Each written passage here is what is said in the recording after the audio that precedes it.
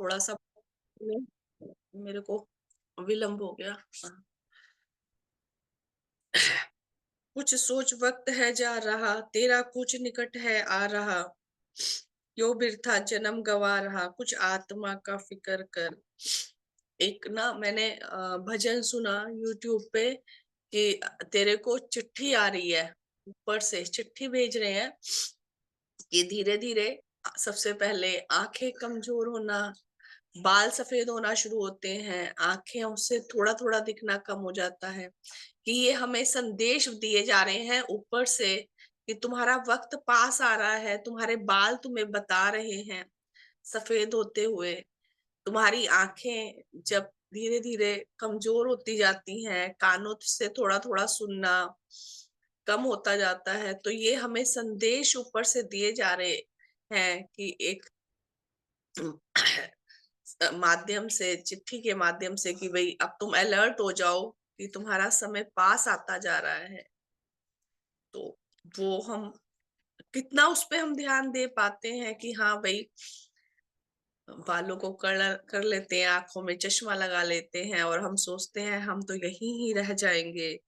तो ये भजन भी उसी तरह ही है कि कुछ तो सोच कि वक्त है जा रहा, सुबह होके होती है शाम, यूं ही होती है उम्र तमाम, कि पूरी उम्र ऐसे ही निकल जाती है, पीता नीच सुखों के जाम है, कुछ आत्मा का फिक्र कर। पूरा दिन हम इसी शरीर के लिए लगे रहते हैं। और हमारे घर में ही मेरी जो दीदी जेठानी है वो बोलती है कि खा लो पी लो सो जाओ, क्या जिंदगी है, सुबह उठो, खाना बनाओ, खा लो, सो जाओ। और वाकई में देखा जाए तो है तो यही है कि कमाने भी जा रहे हैं तो सिर्फ खाने के लिए, क्योंकि पेट भरना है, बच्चों को पढ़ाना है, कुछ पैसा इकट्ठा करना है, फिर उसके बाद क्या है, खाना खाया सो गए। तो सुबह भी होती है और शाम भी होती है। दुनिया के शुभ तुझको प्यार है, सुख स्वाद तेरा दिलदार है, चाहे होता उसमें ख्वार है, कुछ आत्मा का फिक्र कर। आत्मा का तो पता ही नहीं है पहले तो, कि भाई आत्मा नाम की भी कोई चीज है। कहते तो हैं आत्मा आत्मा, कि भाई हाँ प्राण निकल गए, या जो भी अपने अपने धर्म के कोई रूह बोल रहा है, लेकिन उसके बारे में कितना ज्ञान है, उसमें हम ही खुद अंधेरे में है।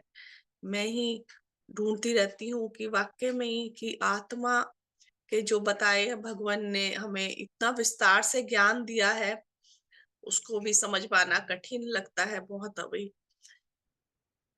कैसे आत्मा के रोग, पतन और उसके अंग गठन, ये सारी चीजें अभी बहुत आगे की लगती हैं, और उसे समझ पाए हम, ये बहुत प्रार्थना है हमारी।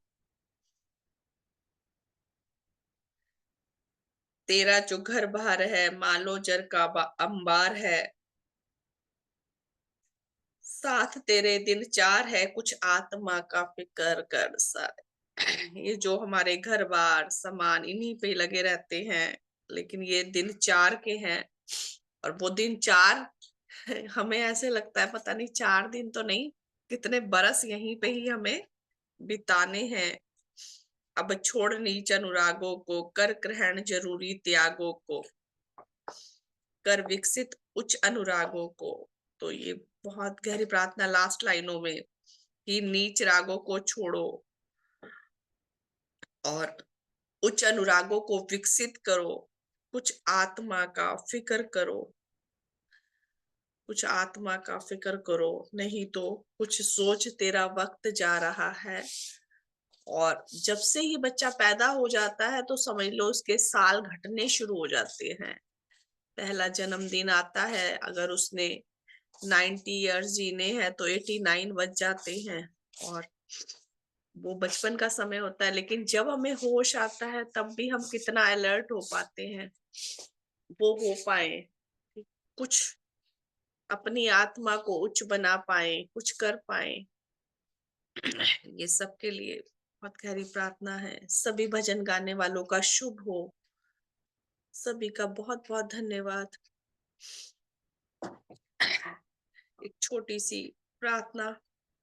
हे भगवान, आपका शुभ हो। हे दाता, मेरा शुभ हो।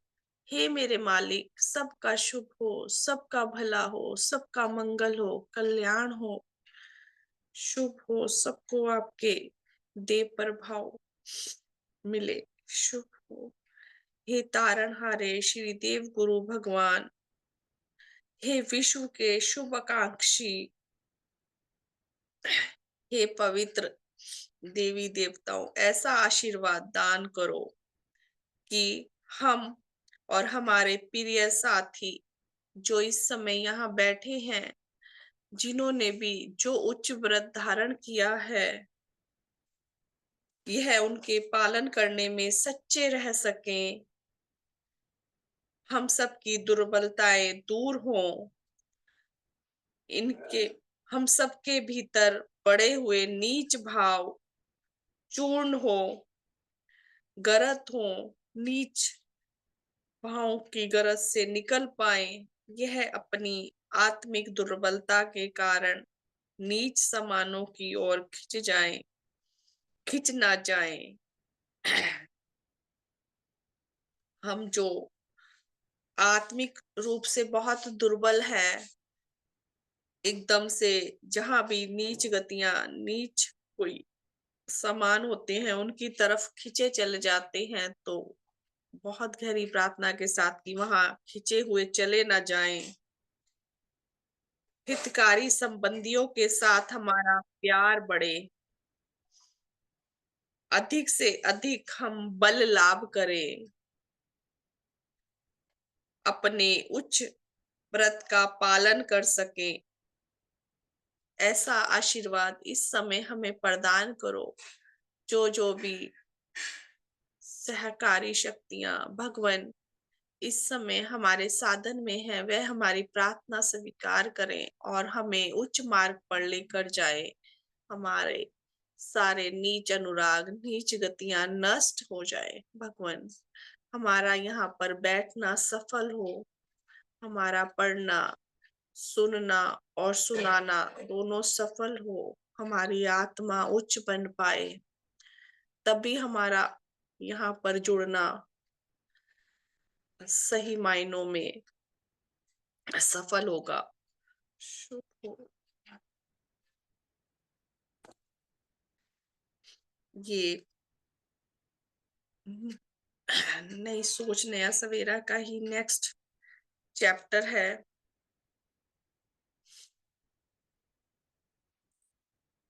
जो मैं पढ़ूंगी आज।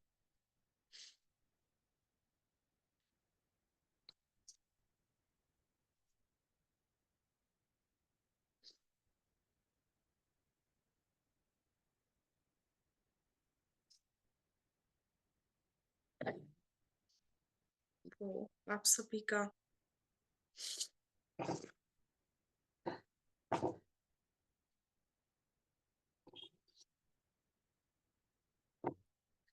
ये है आज का जो टॉपिक है। टॉपिक ही बड़े सुंदर से दिए होते हैं कि दिल कहाँ लगता है, तो इसी पे ही पहले विचार किया जाता है कि दिल कहाँ लगता है हमारा। तो ध्यान दें, इसमें मेरे थोड़े से प्रश्न भी हैं जो मेरे मन में चल रहे हैं, तो उसका भी मेरे को आप लोगों से है उम्मीद कि कुछ बताएंगे, और मैं भी अपनी तरफ से कुछ कोशिश की है। श्वास पूरे करने का नाम जीवन नहीं है। होशमंद जिंदगी जीने को जीवन कहते हैं। हम संसारिक पदार्थों को तो अपना समझते हैं, लेकिन जो जीवन हम जी रहे हैं वह भी तो अपना ही है। अतः अपने इस जीवन को संवारने, सुंदर से सुंदर अवस्था में रखने तथा इसे उच्च से उच्च गुणों से सुसज्जित करने की जिम्मेदारी भी हमारी ही है।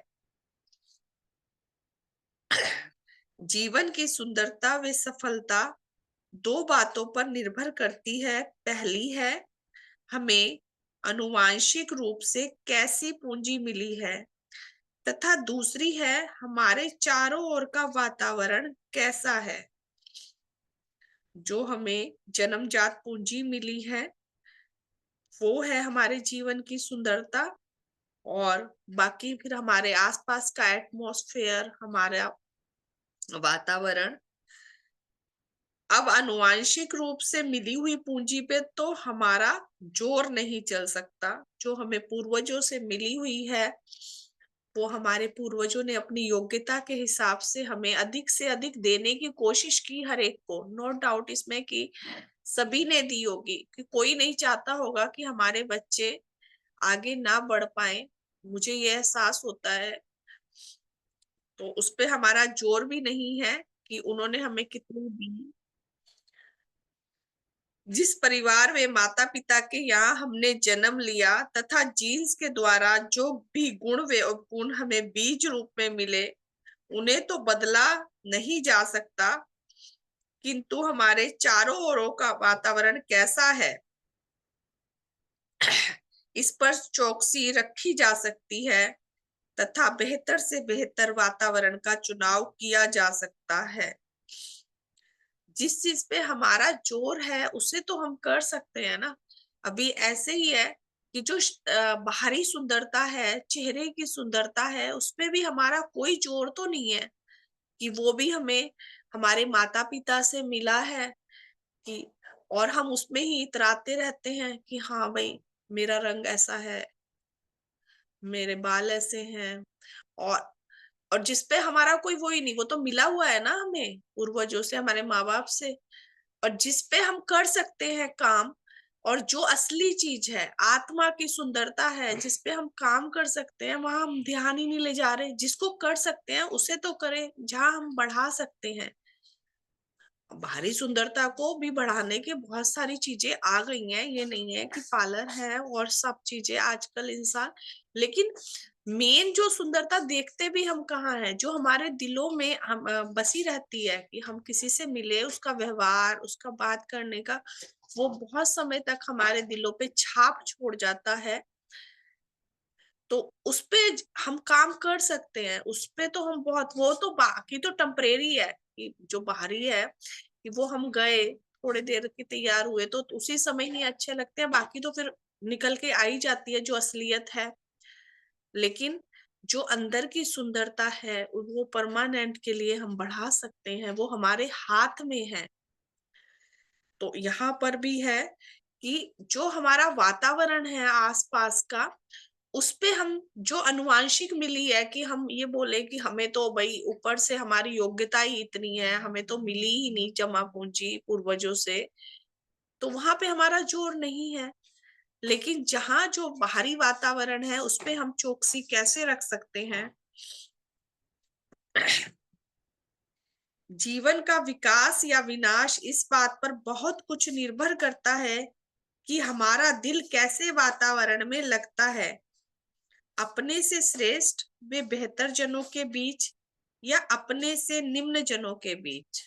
अब ये हमारे लिए विचार का भविष्य वो जो है विषय है, कि हम जो है किन लोगों के बीच में हमें बैठना पसंद है। तो ये अपना अपना हम विचार करें। वस्तुतः जब हम अपने से निम्न जनों के बीच होते हैं तो हमें सम्मान ज्यादा मिलता है, और हमारी पूछ ज्यादा होती है, किंतु हमारा विकास नहीं हो पाता, क्योंकि हमारे जीवन के विचार से कमजोर जन हमारा कुछ भला नहीं कर पाते। इसलिए यदि हमारा दिल अपने से निम्न जनों के बीच लगता है तो हमारे विकास का मार्ग नहीं खुल सकता। हम जीवन के विचार से घाटे में रहते हैं। हम अगर हमारे से कम योग्यता वाला इंसान है और हम उसके पास जाते हैं तो वो हमें अप्रिशिएट करेगा, हमारी तारीफ भी करेगा, और वहां हमें सम्मान भी मिलेगा। लेकिन वहां हम सीख कितना पाते हैं, ये है कि जब उसके पास ही कम है तो वो हमें क्या सिखाएगा। और इसके विपरीत जब हम अपने से श्रेष्ठ जनों के बीच होते हैं तो हमें सम्मान तो बेशक ज्यादा नहीं मिलता, किंतु उनके जीवन से जो अच्छे प्रभाव हम पर पड़ते हैं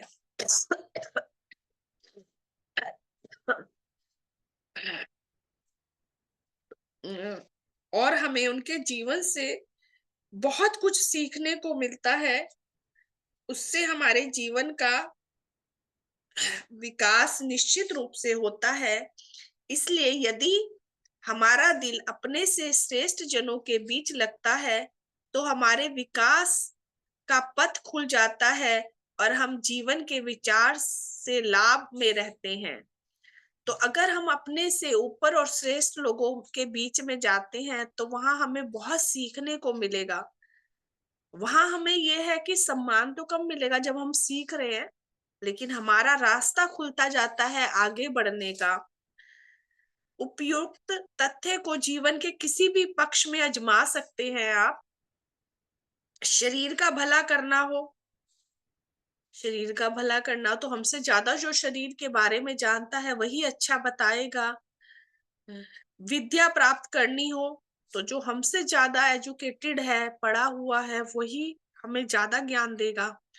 और धन कमाना हो, कुकिंग सीखनी हो, सिलाई कढ़ाई या बुनाई आदि सीखनी हो, किसी भी पक्ष में अपने से कम योग्य जनों के बीच जाकर हमें सम्मान ज्यादा मिलेगा, किंतु विकास न होगा। तथा अपने से ज्यादा योग्य जनों के बीच सम्मान व पहचान बेशक ना मिले, किंतु विकास अवश्य होगा। तो ये हर पक्ष में ही बताया है कि जो हमसे ज्यादा जानते हैं वह हमें बहुत अच्छे से बता सकते हैं, समझा सकते हैं। और हमें भी सीखने की लालसा हो तभी है कि हम भी उनसे जानना चाहें, हर पक्ष में आगे बढ़ना चाहें। और वो हमारे से कम उम्र के भी हो सकते हैं, ये नहीं। आज जो मोबाइल के इतने फंक्शन हैं वो बच्चों को ज्यादा मालूम है, हमें नहीं। तो हम उनसे सीखने की इच्छा तो रखें। अगर हम अपने ईगो में है कि हाँ ये क्या बताएगा, कल का पैदा हुआ बच्चा हमें क्या समझा सकता है, तो बस फिर ठीक है, अपने आप ही सीखते रहो। तो ये चीजें भी हैं कि हम सीखने की इच्छा रखें उनसे। इसी नियम को आत्मिक क्षेत्र में भी ठीक से समझने की आवश्यकता है। अब ये तो बाहरी रूप हो गया, बाहरी चीजें हैं कि हम किस पक्ष में कहाँ पे पहुंच रहे हैं। अब आत्मिक रूप से भी इसमें ही हमें देखना है कि हमारी आत्मा का शुभ उच्च भाव से होता है। इसलिए अपनी आत्मा का विकास चाहने वाले जन के लिए आवश्यक है कि उनका दिल अपने से बेहतर जीवन यानी ज्यादा उच्च भाव वाले जनों के बीच में लगे। बड़े सौभाग्यवान हैं वे आत्माएं जो अपने जीवन में इस नियम को पूरा करते हैं तथा अपने से श्रेष्ठ जीवनधारी उच्च गुण संपन्न व्यक्तियों, संबंधियों, मित्रों वे महापुरुषों के बीच जीवन के प्रति आकर्षण रखते हैं, उनकी संगति को तरसते हैं, उनका साथ पाने के अवसर ढूंढते रहते हैं। उनके निकट पहुंचकर उनका दिल को तसल्ली मिलती है, तसल्ली पाता है जब हम अपने से उच्च जनों के बीच जाते हैं तथा उनकी संगति में रहकर उनका दिल लगता है। तो इसमें हम देखें कि हम आत्मिक रूप से भी बैठना चाहते हैं ऐसे लोगों के बीच जो हमारे से ऊपर है, उच्च है। वहां हमारा मन लगता है या नहीं लगता। और बाकी देखें तो आत्मिक पक्ष में जितना मैंने जाना है, तो ये पक्ष है ही ऐसा कि वहां से एक वाइब्स ही अलग आती है, उनकी वाइब्रेशन ही इतनी वो रहती है कि खुद से खुद जाने का मन करता है। और ये मैंने औरों के लिए भी आजमाया कि बाकी लोग भी जो हैं, वो अगर हमारे विचार अच्छे हैं और हमारे भाव उच्च हैं, तो वो पसंद करते हैं बैठना सभी के साथ उन्हीं के, कि वो खुद चाहे कैसे भी हैं लेकिन उनका मन वहीं लगता है। ये इसमें आत्मिक रूप से मैंने जो अपने हिसाब से जाना है। बाकी सबका अलग अलग वो है एक्सपीरियंस। अब इन सभी को आत्म विश्लेषण की आवश्यकता है कि हमारा दिल कहाँ लगता है, अपने से श्रेष्ठ जनों के बीच या अपनों से निम्न जनों के बीच। हम अपनों से महान जीवन को देखने, सराहने, उनका संग पाने की चाहत स्वयं में पैदा कर सके, ऐसी है शुभकामना। तो हम भी ये सब कर सकें, हर पक्ष में ही बताया है, पहले तो बाहरी पक्ष में भी, कि हम अपने से जो श्रेष्ठ जन हैं, उनके बीच में सीखने के लिए जाएँ, कि हमारा इसमें ये ना रहे कि नहीं-नहीं हम कई बार इतना ईगो रहता है कि मैं ही क्यों पूछूँ उससे। तो बाहरी रूप से भी हम सीखने की इच्छा रखें, चाहे वह छोटा हो या बड़ा हो उम्र में, अगर हमारे से योग्यता ज़्यादा है, तो उससे पूछने में शर्म नहीं होनी चाहिए, उनका संग मिलना चाहिए। तो वहाँ बैठ के हम सीख सकते हैं। और आत्मिक रूप से भी इस चीज़ को, खास करके जो आत्मिक पक्ष है, तो वहाँ पर तो ज़रूर ही हम उन्हीं लोगों के बीच में जाएँ जिनके पास में बहुत ज़्यादा ज्ञान है, जो इन चीज़ों को जानते हैं और हमारा आत्मिक रूप से भला कर सकते हैं। तो ये ऐसी शुभकामना दी है श्रीमान जी ने, तो हम वो कर सकें। इसके आगे है नेक्स्ट, मैं कौन हूँ? मनुष्य एक विचारशील प्राणी है। उसके मस्तिष्क में विचारों का सिलसिला अनवरत चलता रहता है, परंतु सभी मनुष्यों का चिंतन एक जैसा नहीं होता। बड़े सौभाग्यवान हैं वे जन जिनका चिंतन सकारात्मक होता है, जिनके हृदय इस योग्य होते हैं कि वे स्वयं में अर्थपूर्ण प्रश्न कर सकते हैं।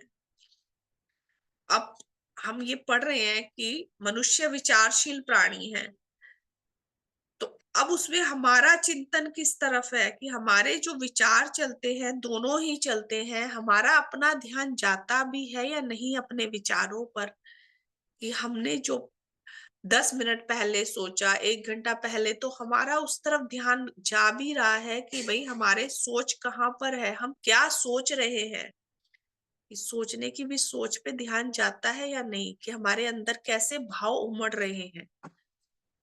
ये बहुत ही गहरा विषय है और बहुत गहराई में जाने का है। तो हम सब यहाँ पे देखा जाए, जो भगवान से जुड़ गए, हमें आत्मा का थोड़ा बहुत जो ज्ञान हुआ है, तो हम लोगों के लिए और ज़िम्मेदारी है कि अपनी सोच पे हम ध्यान दें, कि हम क्या सोच रहे हैं। हमने 10 मिनट पहले, कि हमारे विचार किस तरफ जा रहे हैं, कि कई बार है कि हम पास्ट की बातें ही ज़्यादातर सोचते रहते हैं, कि ये हुआ, वो हुआ, तो उसमें हम जो सोच रहे हैं पास्ट का, भूतकाल का, तो उनसे हम शिक्षा क्या ले रहे हैं, सिर्फ या सोच में ही लिए जा रहे हैं, कि वो जो पास्ट सोच रहे हैं उससे शिक्षा लेनी है, कि हमने क्या गलतियां की या क्या अच्छे अनुभव रहे, तो उससे हम आगे कैसे बढ़े, और जो गलतियां की हैं वह दोबारा तो नहीं दोहरा रहे। अर्थपूर्ण प्रश्नों में से एक प्रश्न यह है कि मैं कौन हूँ? प्राय बचपन में खेलने में, जवानी धन कमाने में और बुढ़ापा बीमारी में बीत जाता है। इंसान को इतनी फुर्सत ही नहीं मिलती कि वह अपनी व्यस्त जिंदगी में कुछ ठहर कर विचार कर पाए कि मैं वास्तव में कौन हूँ। एक और धर्म के अंतर्गत उपलब्ध ज्ञान में से कुछ उसे इस प्रश्न का उत्तर मिल सकता है। वह उसे पाने हेतु बुढ़ापे का इंतजार करना चाहता है, तथा दूसरी ओर वह ज्ञान भी उसे भौतिक तरक्की में बाधा दिखाई देता है। सो वह उसे कर्म कांड के रूप में बेशक स्वीकार करता है, किंतु उसके व्यवहारिक जीवन में कुछ और ही दिखता है, कि हम जो है भौतिक तरक्की में ही लगे रहते हैं। तो और फिर सोचते हैं कि जो आत्मा है या अपने को सुधारने का काम है, ये बुढ़ापे में आके हो जाएगा। और और हमारे शास्त्रों में भी जैसे 4 वर्णों में बाँटा गया है कि भई हमारे को तो 50 साल के बाद ही शुरू करो। 50 से 75 साल की उम्र में ही वानप्रस्थ आता है, तो वही तभी लिया जाएगा भगवान का नाम। बाकी पहले तो हम कुछ और ही अपने ही जो हमारे रोज़मर्रा की ज़िंदगी की ज़रूरतें हैं, जो भी हम काम-काज कर रहे हैं, उसी में ही लगे रहना चाहते हैं। तो उसके बाद हमें उसके बारे में सोचने का है, ध्यान जाता है जो उदाहरण विश्व में प्रचलित सभी धर्मों की शिक्षाएं प्राय इस निचोड़ पर आस कर रुकती हैं कि मैं एक आत्मा हूं, मैं परमात्मा का अंश हूं।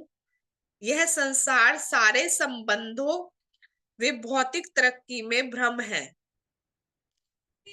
माया है, परमात्मा सत्य व सार है, उसी में विलीन हो जाना है और जीवन में उसे प्राप्त करना ही मनुष्य जीवन का लक्ष्य है। अब यदि इंसानी जीवन पर निगाह डाले तो विश्वास रूप में बेशक वह इसे नहीं सही मानता रहा है, परंतु उसका व्यवहार वही दर्शाता है कि संसार संबंधी वे पदार्थ ही सार है। अतः उसकी सारी शक्तियां वे समय इन्हीं की प्राप्ति में खर्च होता है। और ये बहुत बड़ी सच्चाई है। अगर हम देखें कि हम कहते तो हैं कि हमारा समय आ रहा है, हमारी उम्र होती जा रही है या बीमारियां हमें आके चिता देती हैं, लेकिन हम थोड़ा सही होते हैं या हम नहीं अगर नहीं भी है कुछ ऐसा, तो हम कितना इस बात के पास करीब पहुंच पाते हैं कि हाँ वाक्य में ही कि जो यहाँ के समान है वो यही रह जाएंगे। हमारा लगाव उसमें कितना है या नहीं, ये बहुत ही विचार का विषय है। तो हम कह तो रहे हैं कि परमात्मा को मानने वाले भी कि हम तो परमात्मा में लीन हो जाएंगे, मोह माया है, लेकिन इस मोह माया के पीछे ही लगे रहते हैं पूरी उम्र और इन्हीं में ही हम अपना पूरा जीवन खो देते हैं। वैज्ञानिक दृष्टि के आधार पर किसी सौभाग्यवान को उपयुक्त प्रश्न का जो उत्तर मिलता है या मिल सकता है वह इस प्रकार है कि अब हमें यहाँ पे जो उत्तर मिल रहा है वैज्ञानिक दृष्टि से वह देखे कि क्या है। मैं विश्व का अंश हूं, मेरा अस्तित्व दो चीजों से संयुक्त है, एक मेरा शरीर व दूसरी मेरी आत्मा, यानी मेरी जीवनी शक्ति। अब जो लोग ये बोलते हैं ना ये जीवन तो मोह माया है, इसमें कुछ नहीं, हमें तो आत्मा में विलीन हो जाना है, हम परमात्मा के अंश हैं, उनके लिए है कि हम दो चीजों से है, हमारा शरीर भी मायने रखता है और आत्मा भी। शरीर को इग्नोर नहीं है, हम मुंह से ही बोल रहे हैं शरीर को इग्नोर कर रहे हैं और ध्यान पूरा शरीर पर ही है। पूरा दिन पूरी उम्र इसी पे ही हम करते चले जाते हैं कार्य, इसी के लिए ही जी रहे हैं और कहते कुछ है। तो आत्मा का मतलब यहाँ पर जीवनी शक्ति से है, कोई रूह बोल देता है इसको, कोई प्राण बोल रहा है। इनमें से मेरी आत्मा मुख्य विसार है, परिवर्तन का नियम विश्वव्यापी है, मेरा अस्तित्व भी परिवर्तन के नियम के अधीन होकर प्रतिक्षण बदल रहा है, मेरा शरीर बदल रहा है, मेरी आत्मा भी बदल रही है। उच्च गतियां वे उच्च चिंताएं इनमें भला परिवर्तन लाती हैं और मैं विकास के नियम का साथी बनता हूँ। जिस तरह से शरीर में भी चेंजेस आते हैं कि एक उम्र तक हमारा शरीर ग्रो करता है और उसके बाद भी हम जितना ध्यान रखते हैं अपने शरीर का वो उसी हिसाब से हमारा साथ भी देता है। और नहीं तो इतनी कम कम उम्र में भी हमने देखा कि किसी के घुटने, कमर या और कितनी सारी बीमारियां हैं जिन पे हमारा जोर नहीं है, वो तो अलग बात है अंदरूनी, लेकिन जो हम अपने को सही रख सकते हैं अपने खान पान से, एक्सरसाइज से, तो उसमें भी हम देखें कि वो बदलाव आ रहे हैं। तो हमारा बदलाव शरीर में उच्च जा रहा है, हम अच्छा ला रहे हैं उसमें बदलाव। और इसी तरह आत्मा में भी जो परिवर्तन आता है वो हमारे भाव और गतियों से है, और हम विकास के साथी बनते हैं। नीच गतियां, नीच चिंताएं इसमें बुरा परिवर्तन लाती हैं, और मैं विनाश के नियम का साथी बनता हूं। अब नीच गतियां और नीच चिंताएं बुरा परिवर्तन तो लाती हैं, लेकिन हम उन पे ध्यान भी है कि हमें कब नीच गतियां और नीच चिंताएं घेर लेती हैं, हमें पता ही नहीं चलता।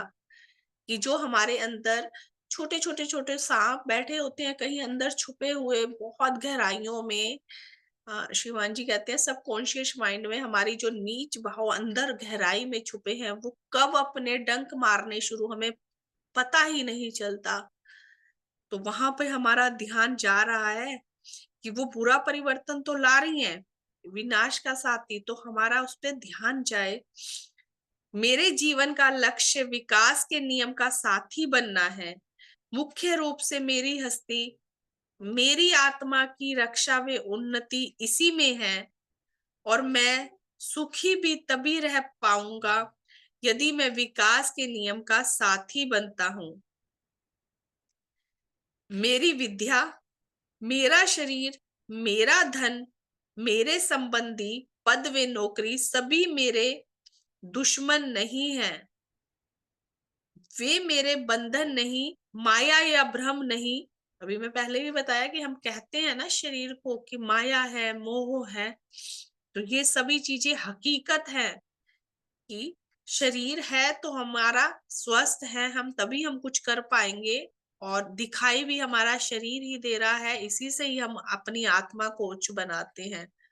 आत्मा तो दिखती नहीं, तो जो दिख रहा है पहले उसी को ही हम लेके चलेंगे। तो वहां पे हमें धन भी बहुत जरूरी चाहिए कि बिना धन के तो हम चल नहीं सकते, और हम सोच भी नहीं सकते। जिस आदमी के पास में धन नहीं, उसे खाने की पड़ी है, तो वो आत्मा का क्या सोचेगा? आत्मा की तरफ तो ध्यान तभी जाएगा, पहले वो अपनी रोटी की चिंता कर ले।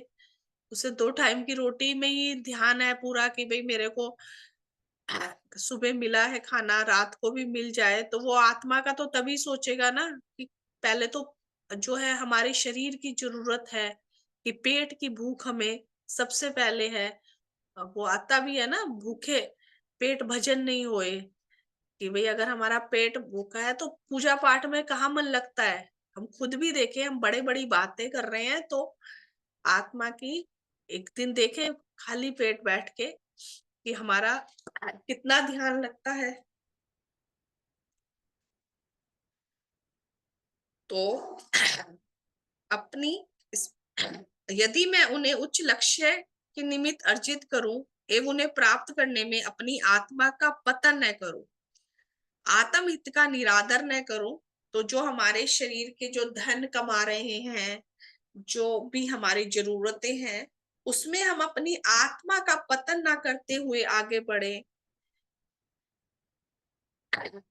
अपने अहम व स्वार्थ का पोषण न करें, तो वे सभी मेरी आत्मा के लिए विकासकारी प्रमाणित होते हैं। जो हम अपने शरीर के लिए कार्य कर रहे हैं कि हमें पेट भी भरना है, धन भी, जरूरतें हमें पूरी करनी है, लेकिन उसमें हम बस ये देखें कि वह जो हम कमा रहे हैं वह किस तरीके से है, उसमें हमारा अहम और स्वार्थ तो आड़े नहीं आ रहा।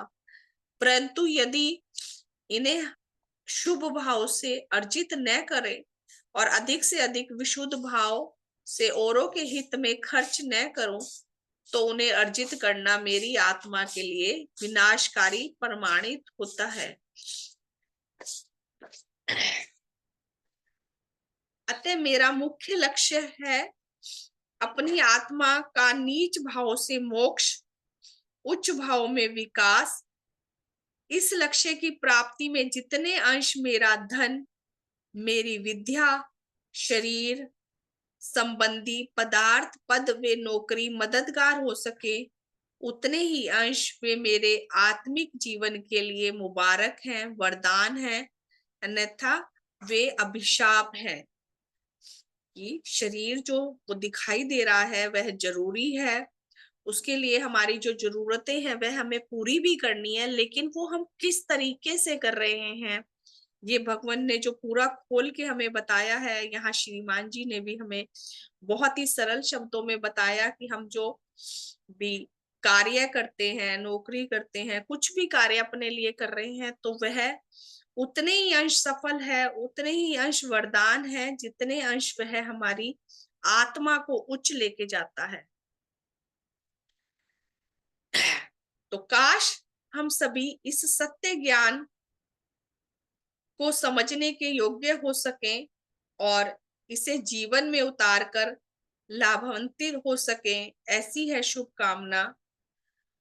तो अब ये जो हमने 2 चैप्टर पढ़े हैं कि मैं कौन हूँ, तो अभी हमें पता चला कि हम शरीर और आत्मा दोनों हैं।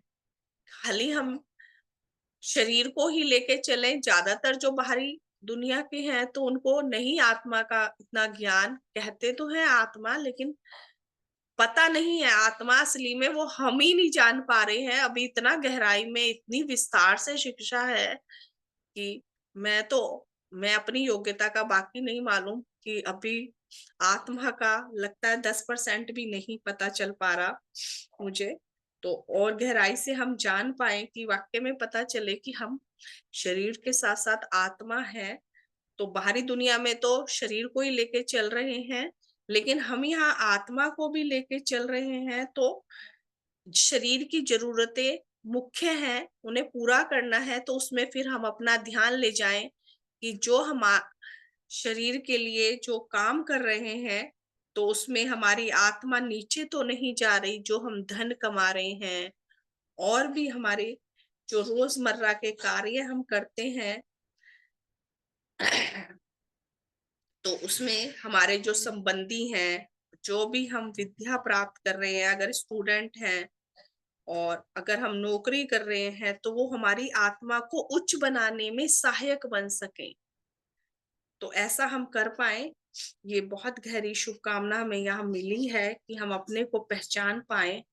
और इससे पहला जो चैप्टर मैंने पढ़ा कि हमारा दिल कहाँ लगता है, तो इसमें हमें अपने से उच्च जनों का जो है साथ पकड़ना है। लेकिन इसमें अब मेरा एक प्रश्न जो मेरे मन में था कि अच्छी बात है, लेकिन कई बार क्या होता है कि हम अपने से उच्च जनों में जाने में डरते और घबराते भी हैं। और कई बार ऐसा होता है कि हमें कई हालात ऐसे मिलते हैं कि अपने से नीचे के लोग हैं, उनके साथ काम करना पड़ रहा है। तो वहां पर हमें जो है कि किस तरह के व्यवहार में हमें रहना चाहिए, कि अगर हमें मौका मिला, या कई बार ऐसा होता है कि एक डॉक्टर है, जैसे कि कहा उसने इतनी बड़ी डॉक्टरी की पढ़ाई कर ली, तो वो अपनी ग्रोथ के लिए बाहर भी जा सकता है। बड़े शहरों में भी अगर वो अपना हॉस्पिटल बनाए तो बहुत इनकम होगी। और वही अगर डॉक्टर गांव में चला जाए तो उसकी इनकम नहीं होगी, वहां पे उसे सम्मान मिलेगा जैसे इसमें ही बताया गया है। तो वहां पे, लेकिन वहां पे क्या है कि उसको सीखने को नहीं मिलेगा, पैसे के लिहाज से भी इनकम कम होगी। तो फिर यहाँ पे वही प्रश्न है कि वो उसके लिए कितना उचित है कि उसे जाना चाहिए या वहीं ऊपर ही रहना चाहिए। कि अब मेरा क्वेश्चन थोड़ा समझने का क्वेश्चन समझने की करे कि शायद मेरे को शुभ हो रेणु जी। कोई हाँ भी जी। काम हम करते हैं, हमारी भावना क्या है, इंटेंशन क्या है, वो महत्वपूर्ण है। अगर कोई गांव में जाके सेवा के भाव से कि लोगों की सेवा करूं, गरीब लोगों की सेवा करूं जाता है, तो उसके आत्मिक विकास होगा। और हम ये समझें कि गांव में डॉक्टरी नहीं पढ़ सकेगा, पर जीवन की बातें सीखेगा। तो इसलिए सिर्फ ज्ञान ही महत्वपूर्ण नहीं, भावना जो है और जीवन की कई चीजें जो हैं वो सीख पाएगा। तो मुझे लगा मैं ये बात कह दूं, मेरे मन में आया। धन्यवाद। शुभ हो। जी, बहुत-बहुत धन्यवाद। हाँ, बहुत ही सुंदर है ये कि भई अब हमें इसमें जैसे थोड़ा-सा मुझे इसमें ये था कि मैं विचार करने का था कि भई इसमें बोला कि अगर हम उच्च जनों में बैठते हैं, तो हमारा विकास ज़्यादा होता है, हमें सीखने को भी ज़्यादा मिलता है। लेकिन वही है कि अगर हम तो मेरा भी यही था कि भाई थोड़ा कहें कि डर भी कह सकते हैं कि भाई ज्यादा जैसे मैं शिक्षा के क्षेत्र में स्कूलों में, लेकिन सीखने मेरा को तो मन। हम छोटों से भी सीख लेते हैं ना, वही बात है कि और चीज़ें हाँ, जीवन के बातें, छोटी-छोटी सिंपल चीज़ें जो साधारण लोगों से भी सीख सकते हैं। तो इसलिए डॉक्टर जो है अगर वो सेवा के भाव से जाता है, तो बहुत अच्छा करता है। वो हर धन्यवाद। फील्ड में, हाँ जी, हर फील्ड में ही है कि अगर जैसे अभी टीचिंग का था तो मेरा मन भी जो गांव के स्कूल है ना उनमें ही ज्यादा मन लगता है। हाँ, कि भाई अभी तो नहीं मैं जा रही, कि भाई वहां पर ऐसा लगता है कि जैसे कि वो लोग सीखने के लिए ज्यादा है, उन बच्चों को ज्यादा जरूरत लग रही है। और फिर लेकिन कहीं ना कहीं ये भी आता था मन में कि कहीं ये मेरा गलत तो नहीं है कि भाई मैं ऊपर वाले जगह पे जाने से घबरा रही हूँ, डर रही हूँ। तो इसमें मेरे दो राहें चलते थे, तो लेकिन ठीक है जहां भी हमें मौका मिल रहा है तो वहां पे हम यही है कि अच्छा दे सकें। तो यहाँ पे ये मेरे प्रश्न था, उसका उत्तर आपने सही दिया कि हमें मेन है कि हमारे भाव क्या है, ये मायने रखता है कि इसके साथ साथ कि आप जो नीचे वाले जो है हमारे से उनको भी तो सीखना है किसी से। तो कोई और भी अपना इसमें दे सकता है विचार। सदैव की जय सभी धर्म संबंधियों को। तो एक इसमें अपना जो चीज आपके गोल से अलाइंड है, जो आपका जीवन का उद्देश्य, जैसे हमने कहते हैं कि हमारे जीवन का उद्देश्य अपनी आत्मा की रक्षा और विकास होना चाहिए। तो जिस टाइप का एनवायरनमेंट, अगर गांव का एनवायरनमेंट उसके लिए वो ज्यादा कंड्यूसिव है, ज्यादा बेटर है, तो उसको वहां रह सकता है। बाकी आजकल तो लर्निंग के जो अपॉर्चुनिटीज हैं वो सब जगह हैं, क्योंकि ये इंटरनेट से लिंकेजेस ऐसी हो गई हैं सब जगह। इवन बड़ी बड़ी कॉन्फ्रेंसेस होती हैं डॉक्टर्स की, टीचर्स की, सब प्रोफेशंस की, ऑनलाइन जितनी भी आप लर्निंग कर सकते हैं। बाकी जैसा बहन जी ने बताया ना कि उनका आपका गोल जो है उसके साथ अलाइंड है, और किस भावना से आप जाते हैं, क्या आपका जीवन का उद्देश्य है, उससे के हिसाब से आप डिसाइड कर सकते हैं कि आपके लिए कौन सा एनवायरनमेंट, कौन सा वातावरण बेटर है। धन्यवाद। शुभ, बहुत बहुत धन्यवाद। एक मैं 2 मिनट और लेना चाहता था, अगर आपके हाँ पास जी, time है, 1 मिनट। हाँ लीजिए, मेरे को नहीं श्रीमान जी से आज्ञा ले।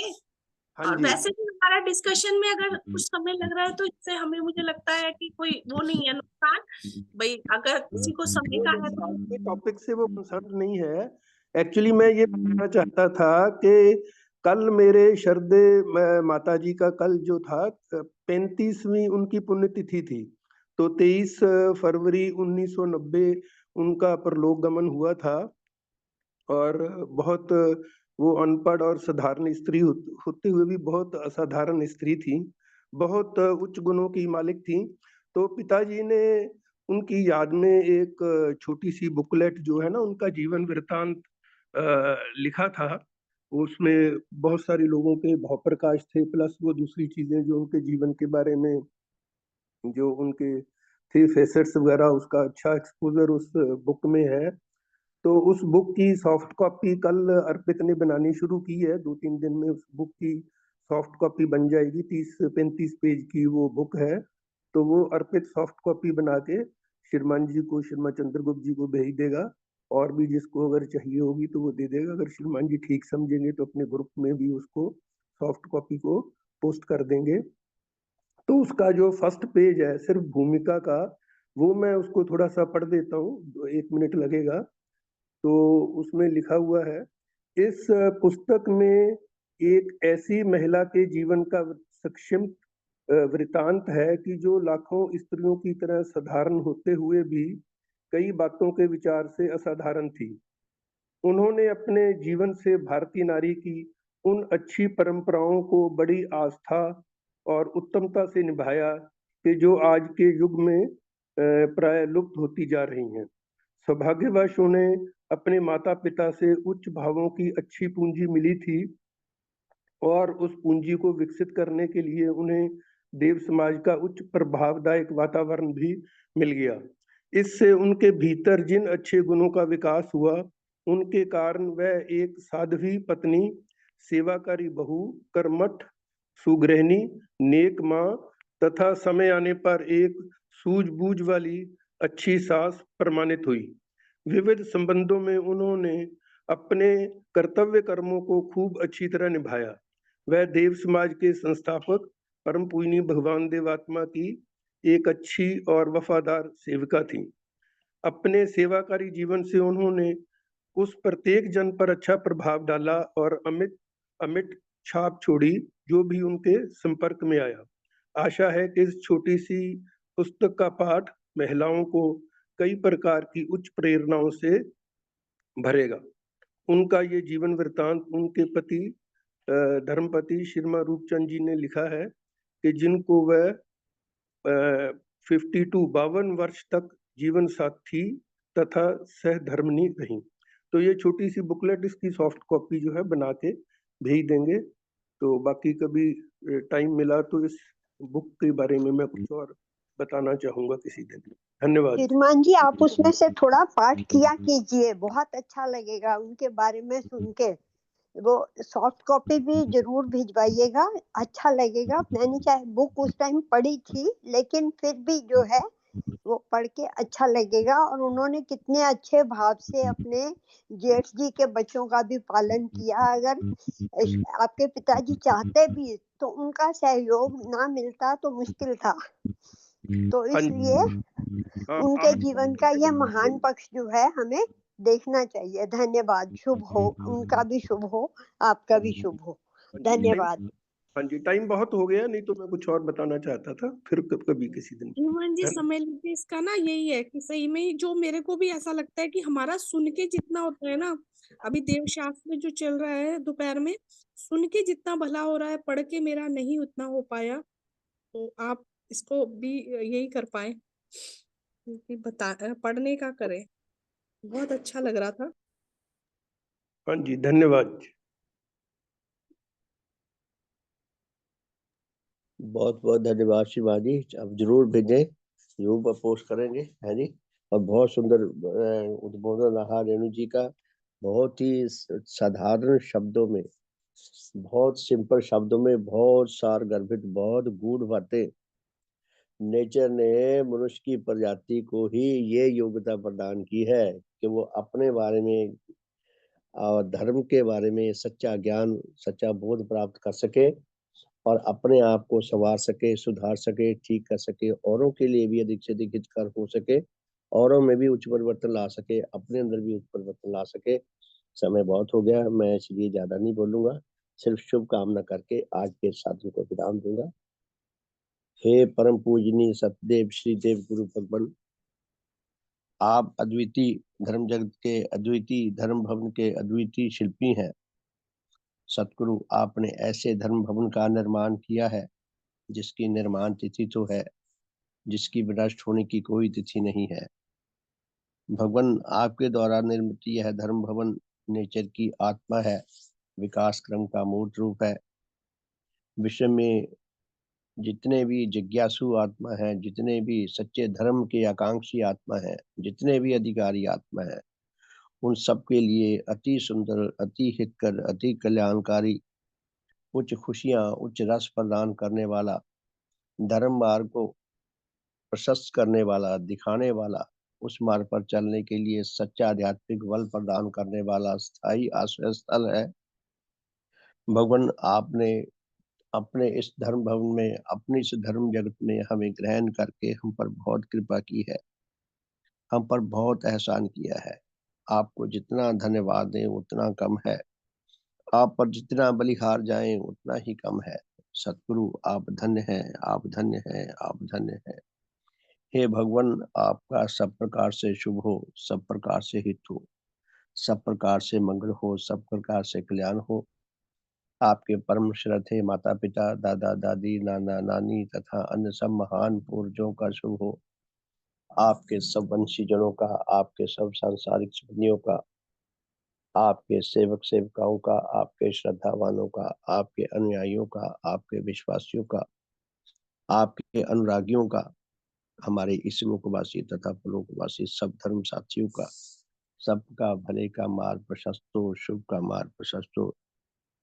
हे धर्म पिता, हमारे श्रद्धेय माता पिता, दादा दादी, नाना नानी तथा अन्य सब पूर्वजों का, हमारे इस लोकवासी तथा परलोकवासी सब भाई बहनों का, उनके परिवारों का, उनके बच्चों का, उनके नाती पोतों का, हमारे सब वंशीजनों का, हमारे सब सांसारिक संबंधियों का, मनुष्य जगत का, पशु जगत का, वनस्पति जगत का, भौतिक जगत का, सबका भले का मार्ग प्रशस्त हो, शुभ का मार्ग प्रशस्त हो। हे सतगुरु, विश्व में जहाँ जहाँ कहीं अधिकारी आत्मा वर्तमान है, उन सब तक आपके अद्वितीय देव प्रभाव पहुंच सके, उन सब के भले का मार्ग भी प्रशस्त हो सके।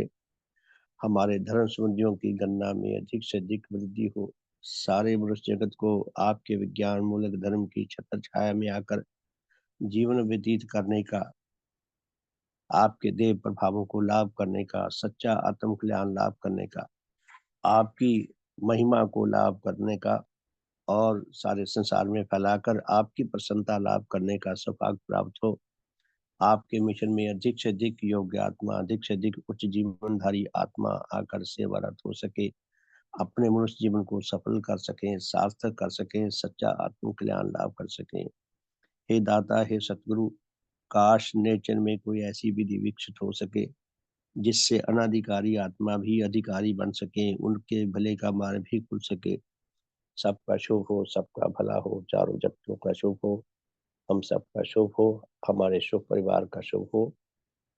भगवान देवात्मा की जय। भगवान देवात्मा की जय। भगवान देवात्मा की जय। भगवान देवात्मा की जय।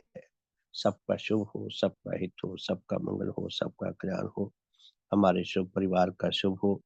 हमारी यह धर्म यात्रा निरंतर चलती रहे, सदा सदा चलती रहे। सारे मनुष्य जगत को इस धर्म यात्रा में जुड़कर सच्चा आत्म कल्याण लाभ करने का सौभाग्य प्राप्त हो सके। हम सब में उच्च प्रेम आए, उच्च एकता आए, उच्च मेल आए। भगवान की कृपा जो हम पर निरंतर बरस रही है, हम उसका अधिक से अधिक सदुपयोग करके अपने जीवन को संवार सके, औरों के लिए अधिक से अधिक हितकर हो सके। सबका शुभ हो, सबका भला हो। आप सबका बहुत बहुत धन्यवाद। बड़ी शांति से आपने साधन सुना और रेणु जी का बहुत बहुत धन्यवाद। इतना सुंदर उद्बोधन और भजन गाने वालों का, भजन लिखने वालों का सबका बहुत बहुत धन्यवाद। सबका शुभ हो। तो फिर शाम को मिलते हैं जी 4:30 से 5:30 और रात को फिर मिलेंगे 8:40 से 9:30 तक। तो बहुत बहुत धन्यवाद। सुप्रभात। शुभ हो सबका। सुप्रभात।